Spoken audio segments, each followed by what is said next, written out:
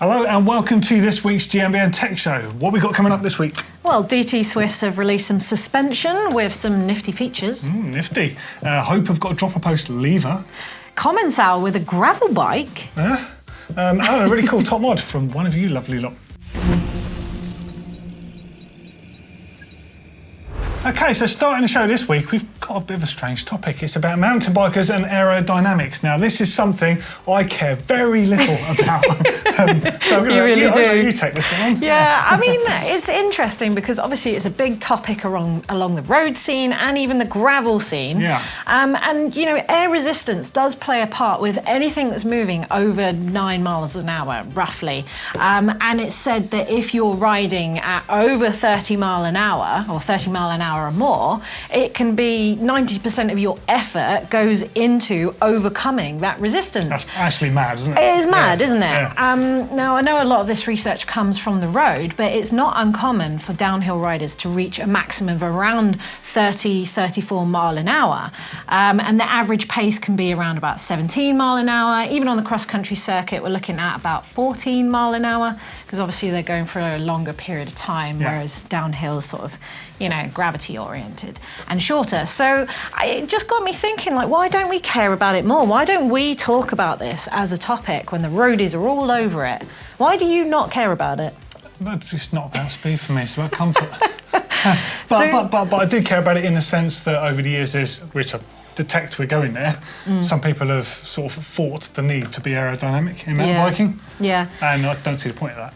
Well, yeah, I think what's interesting, I think what sums up a lot of this is a bit of research that POC actually did in their Watts lab. And admittedly, it was done for the Giro, and they were trying to work out some things for the time trial. But they found out that the biggest differentiator, or the biggest help, I should say, in aerodynamics was actually just clothing. So this trumps wheels, this trumps body position, it even trumps like TT bars. Clothing makes the biggest difference. They reckon it saved up to 130 seconds, which is over 2 minutes on a 40-kilometre ride. So, you know, that's like XC marathon territory, and maybe, you know, close enough on the cross-country World Cup circuit. And I guess that's why we see a lot of them in skin suits. If I was doing a cross-country marathon, I would definitely want to finish 2 minutes quicker. Exactly, like, that's massive, isn't it? So imagine just, you know, the fact that you're in a jersey and bibs could potentially cost you the win when everyone else is in a skin suit, and I think that's a big deal. And then we've talked about skin suits and downhill a lot before, haven't we? We don't need to go into it any more than we've laboured over this topic a bit. But it was reported to save about a second per minute's track. I mean, that's massive. Yeah. I mean, you know, like Mojo you were telling me about some of the things they were experimenting with on the downhill scene, weren't they? Yeah, kind of like PVC latex gimp suits? I don't really know how it's better to describe them. They weren't like your normal skin suits. They're very specialist ones. Yeah. And Chris Porter, who was running the team at the time, had all the races. I think it might have been contractual for that weekend as well. Yeah. They also, in the 26-inch days, were running 2.8 tyres to make them 650B effectively on the outside. Yeah. But more to the point, some of the races, which included Ben Cathro, I'm sure you know his name from Pink Bike, I think he got a career best by about 20 positions. I think he got like 8th place or something. I might be wrong position, but it was massive. And I think he admitted, he was like, yeah, I know how it looks, but hey, it's there on a bit of paper. Yeah, Tracy Mosley won in Australia. I was going to say Austria then. In Australia, she won the race by 4 seconds when she put on a skin suit. And Rachel Atherton wasn't best pleased sporting skin suit suck on her forearms on the podium. And it was quickly banned not long after that from the downhill World Cup scene. But because it's not the cool. irony now that everyone's wearing virtually skin suits again. Yes. So we've got a lot of people wearing very, very tight-fitting clothing. I think Bernard Kurt, I don't know what he's racing in at the moment, but he looks very tight in the lowers, with just like a little bit of a flare in the middle. And then we've seen Loic Bruni. So if you've seen our downhill tech in Leogang, we actually spoke to Loic Bruni about clothing, and he was saying, and I think he said, quote, aero is such a big part of racing, and he was saying he was absolutely loving this tight fabric, and his kit is pretty slim fitting, isn't it? Yeah, I mean, obviously he's quite a built chap, so it's like it looks less so on him than someone. If I wear a skin suit, you know about it, you know the taller folk. But yeah, there's no denying it's going to be more comfortable to ride in. It's clearly going to have some speed advantages to it. Yeah, so I think we can safely say that we'll be seeing more people on some very skin suit looking non-skin suits on downhill for a while, I reckon. But what about position? People have mucked around with position before on downhill, haven't they? Yeah, they have. Not quite to the extent of cross-country, perhaps, though. You're seeing extremely low front ends on cross-country bikes. I mean, for downhill, perhaps less so. I think you see the speed record type rides, but then that's quite different using almost modified ski suits to achieve stuff. I mean, we've seen pictures of Tane and Loic Bruni using wind tunnels previously. I'm thinking this is more of a kind of a speed tuck thing on a finish line type thing.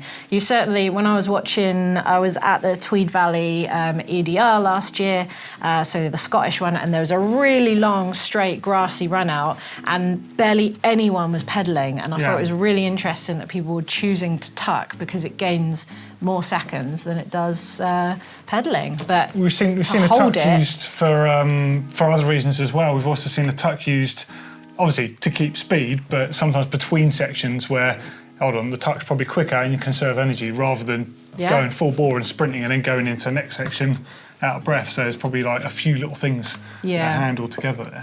But I guess maybe in conclusion, it's not that prevalent in mountain biking because not just because we're going slower than roadies, but being able to hold a position and be aero on a mountain bike ride for any given period of time when things are technical and cornery is just super difficult, I think. I think maybe that's why we don't care so much, but maybe we should ask the audience what they think. Yeah, 100%. Yeah, what do you think? Would you wear lycra on a ride? Would you wear tighter clothes? Do you prefer the baggier, comfortable fit? Or are we all completely wrong and just roadies had it right for all these years? Let us know down there in the comments. Okay, into news then, and the first thing on this week's news is the DT Swiss F535 One suspension fork. So this is a 29-inch wheel suspension fork with travel from 120 all the way up to 160 in 10mm increments. Right, there's a load of shots of it here on screen. It follows the same form that we've seen from in the past, very clean-looking fork. You can have an integrated fender on the arch there. So regular 110 boosted spacing with a 15mm axle, 35mm stanchions, 44mm offset, and weighing from 2,090 grams. It's got a remote lockout on it, but it's got two very cool features I just want to reference in the suspension itself. Now, they have got a new rear shock as well. We'll be talking about that later on another show. Just wanted to focus on the fork here. So they've got plush ports, which has been around for a little while, but it's really quite cool tech that I wanted to reference, and coil pair technology, which reminds me of something else. So first up is the plush ports, which I guess you would say is a position-sensitive damping system. So you obviously get speed-sensitive damping with the velocity of the shaft, and then you get position-sensitive with the amount of damping of where you are in that travel there. Now, some shots here on screen where you can see it, and essentially it's got a bypass on the low-speed compression. So to start with, it's fully open. So the first couple of centimetres of travel, there's almost no damping. So it's super supple, gives you that really nice fluttery feel with loads of traction and stuff. And then as you move into that travel, it's got an IFP that basically starts blocking that hole. So essentially you get more compression about a third of the way through, and when it gets to halfway through, that IFP blocks that port, meaning the oil then, as it's compressing, has to travel through the high-speed compression. So quite a cool system. I just really like it. And it's got loads of good stuff on their website, actually. It's a cool video clip where you can see the way the oil flows. And essentially, I guess it means you'll be up in the travel a little bit more. Good for steep tech. And then there's the coil pair, which does remind me of something else. You'll have to see if it reminds you of it. It's a little coil spring on the bottom of that damping leg that isolates it from the outer leg. Kind of like suspension for your suspension, essentially. So it works with the air spring over the first 30mm of travel. And I'm going to say it's kind of along the same lines of thinking as the Buttercup system from RockShox. It's not clear if it's only on that air leg or if it's on both legs, whereas in RockShox option, it's actually on both legs on the fork, but very cool tech and good to see someone else thinking outside the box there. Pricing from $1149 US, that's 1149 in euros, or there's Swiss francs as well in 1209. Nice. So, Commencal have dropped a gravel bike, which I really didn't see coming, but I suppose it was missing from their lineup, It was a matter wasn't of time, wasn't it? Yeah. It's called the 365 because it's supposed to be your everyday bike, 365 days of the year. So it's designed to have that sort of mountain biking DNA. It's pretty relaxed in terms of gravel bikes. It should be suitable for commuting or suitable for long pedally days. Effectively, it's what you would expect from Commencal, aluminium or aluminum only for our US friends. But the low seat stays in the back should effectively give it a less harsher ride than you would expect from an aluminium frame. It is one bite only. They're coming with short stems and wide bars, dropper post ready, 180mm discs, and they've got this neat little integrated mudguard on the forks, which is their own forks as well. They've not outsourced that.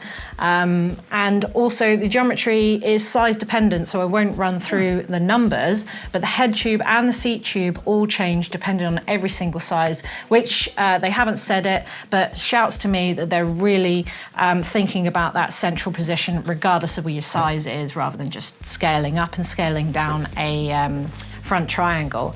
The chain stays are super short as well. This is 425 mils for most sizes, with 420 for the extra small. So head over to Commencal if that floats your boat. Irritates me, it's quite nice. It does look good, Yeah, it's really I don't clean. like gravel bikes. Next up, something from Cushcore. It is actually intended for EMTB, but I figured it's worth talking about because it's going to be suitable for the hard hitters out there that really want to hit stuff. So I'm sure a lot of you will know Cushcore. It's a rim insert system, but it doesn't just protect the rim. It's designed to almost give you a progressive travel in your tyre, essentially. It's like having an air volume spacer for your tyre. I guess you could call it that. That's their kind of USP over all the other systems on the market. Now, they've got fluted sidewalls that they say on there that offers progressive cornering. The harder you push, the more support that you feel. And it's got a slightly different profile to withstand the weight and the forces of an EMTB, or perhaps a rider that's heavier or a rider that rides extremely heavy on the bike there. So they do 27.5 and 29 inch models in it. You should see some shots on screen.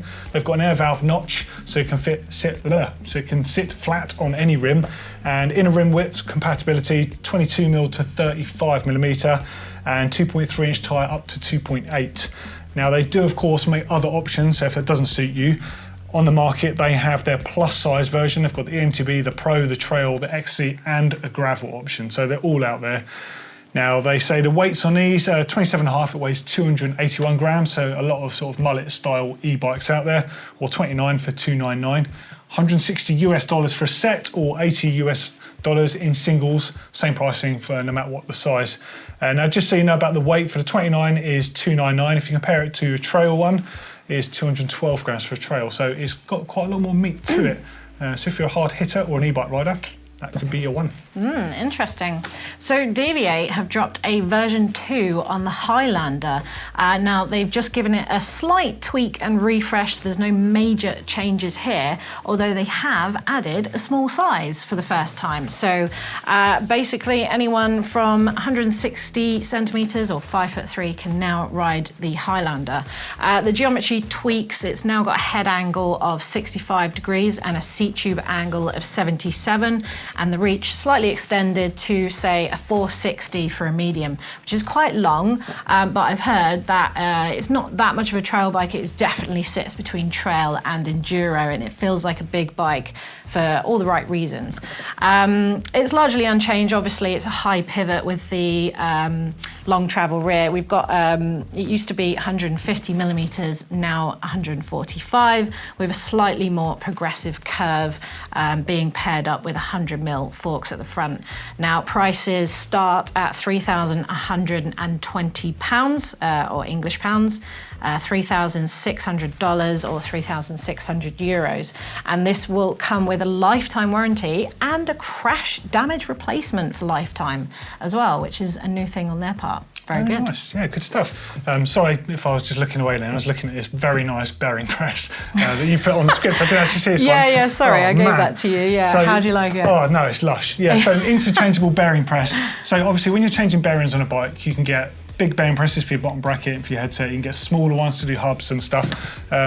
Essentially, this company, Alt, you can see it on screen here. And in fact, there's loads of different versions. They do a kit for, it looks like 195 Canadian dollars that will do everything with hub and suspension bearing removal and pressing them back in. Yeah, but that's it's like super nice the way it's built. Free hubs, like wheel bearings, literally make up your own. It looks incredible. An awesome kit. And yeah, tools are expensive, but if you like to look after your kit, only a rich man buys cheap tools. That's what I'm trying to get at. It is worth spending the money, especially with things like bearings. You don't want to be hammering them in and out of frames because it's so easy to slip if you're using like just a crappy drift or something. So if that is something up your street, check these guys out. Really nice stuff. Yeah, amazing. And, well, not last, so we've got a couple more. So the Hope dropper lever, I'll run through this quickly, but it does exactly what you would expect from Hope. It is fully CNC machined, and it will be coming in black with a bunch of accessory colours so that you can get all matchy-matchy with your Hope brakes if that's what you've got. And you can also direct mount it to the master cylinder of your Hope brakes as well, so it's nice and clean. And yeah, it has an adjustable reach on it and an adjustable leverage, which I don't see that often, but you can move it by about 20%, which means you can get a fast and firm feel, or you can get a longer, more sort of lighter action on that dropper lever as well. That's a nice touch. It is a really nice touch. So that is should be £60 or €75 or $75. I know a lot of people that would be in the market for something like that because some of the levers out there are just frankly a bit rubbish, aren't they? So, yeah, it's a nice little hop up, that one. And there's another new bike from Orange. So we saw the Switch 7 last week, and well, this is the Switch 6. As you can see on screen, it's a little bit of the case of same but different. They make a bike that will suit you no matter what sort of travel and style you're looking at. So it's a single pivot, 160mm travel front and rear, MX wheeled or mullet style setup, smaller wheel on the back there, kind of for everything, I guess you would say. The 7 obviously being a bit more of a bruiser of a bike. The 6 just kind of suiting most people. They've got a bit more progression in the suspension action on there. You've got frame storage on there, toolbox or whatever that's called. Kind of is a toolbox, really, isn't it? Yeah, lunchbox, toolbox. I'm going to call it a toolbox. Shorter standover on there, tapered head tube for stiffness. It looks great. Although I'm a bit curious about this colour called Angel Delight. Oh, it looks lush. But which flavour? It's like, I think it's strawberry because it's like should have said strawberry Angel Delight then. Like a milky pink. Because I like the butterscotch Angel Delight. Dustin likes the chocolate one. But very nice stuff. Always like the orange bits. Okay, quiz time. 3 questions coming at you, firing up on screen right now. First question, why do Orange bikes have an orange as the logo? Next question is, what are buttercups? Not the flower, the other thing, and where can you see a similar concept outside of bikes? Last question, Vittoria make a tyre for DC, like downcountry, that uses a 60 TPI casing instead of a usual 120 TPI casing that you see on XC and trail tyres. Why is that? We'll pick up the answers a bit later. Okay, comments from you lovely people. First up is our regular Tim Sadler. Hey Tim. It's hard to show without some proper data. We were talking about whether things break more often now than previously, but he says he used to kill bottom brackets every few months and now they last 12 to 18 months. I mean, I don't know, unless you've upgraded, Tim, you know probably as well as us because you're pretty tech, so yeah. Yeah, who knows? We'll have to try and find out, won't we? I'll write some old tat, shall I? And you write some in new. We'll see whose breaks first. Next up from Lux 91. As a small shop owner servicing all kinds of mountain bikes, gravel bikes, etc., I don't see a trend of people breaking more stuff. But the stuff they do break is more expensive than 20 years ago or 10 years ago. If the parts are carefully chosen for the type of rider and they're properly maintained, bikes, wheels, suspension, etc. can last a decade or more. I don't believe they're more expensive now. We've had this as a topic, right? You're going to have to search for it and go and watch the show. Is this just an inflation thing, do you reckon? Yeah, well, I did some actual research, Ah. so go and watch that show. Are things more expensive? Interesting last one here I've got from John B in the Hills, who says Doddy and Anna looking like siblings these days. Well, we are. Where's my beard starting to show us? Thanks for all your comments and do keep them coming on this one. Okay, now we've got a really cool top mod this week. Before I go into it, please don't forget to send us your top mods, your rewind entries, and anything basically, especially old retro tat that I love so much and mine's are up the wrong way. Get involved in the uploader. It's in a link under there in the description. First up, we're gonna, well, the only one this week is from Gus in Ottawa in Canada. So 2016, so not quite a vintage bike if this was rewind. 2016 Kona Process 153 DL. Love that bike. In fact, the 111 was one of my favourites to ride of that generation. He says, here's an 8-year-old dinosaur for Doddy, rides better than ever. The geometry stands up, seeing it was well ahead of its time. Over the years, I've broken and upgraded, fixed everything except for the cranks and the derailleur. That's strange, the derailleur's lasted, but you smashed everything else. Last year, I had it custom painted this sandy colour at a local paint shop called Sketches Inc.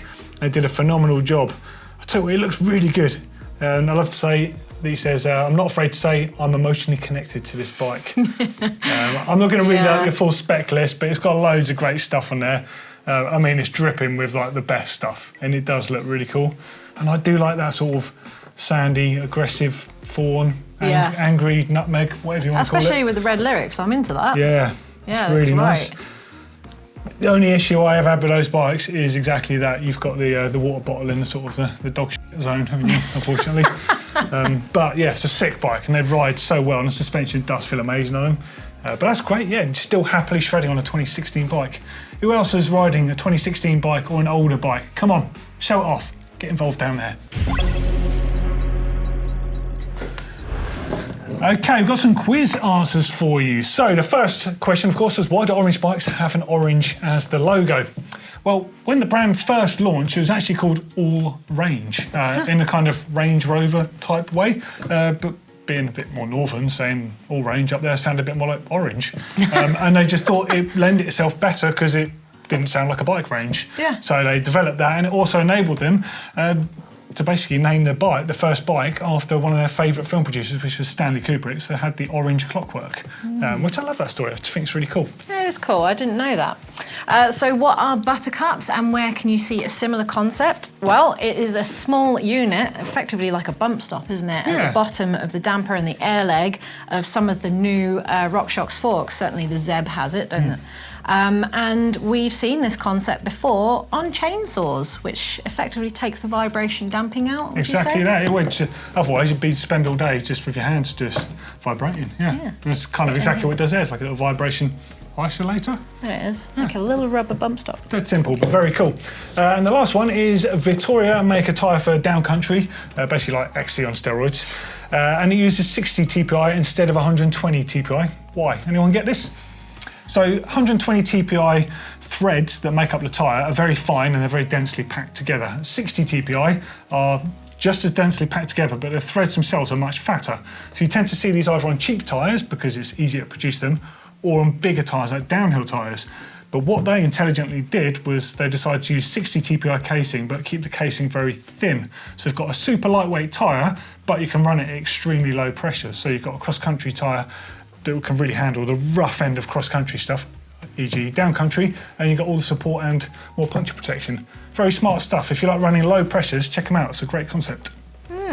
Very nice. Well, I guess that's all we've got time for today, Absolutely, sadly. Yeah. Do join the debate in the comments below whether you think aerodynamics should play a part or does play a part in mountain biking, and let us know if we've missed off any tech that we didn't talk about in the topic. But for now, see you later.